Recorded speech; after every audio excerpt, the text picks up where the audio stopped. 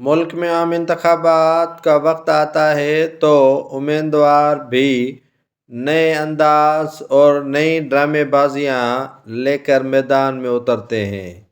لوگوں کو کہتے ہیں کہ اس مرتبہ جتواؤ، آپ کے تمام مسائل حل کیے جائیں گے۔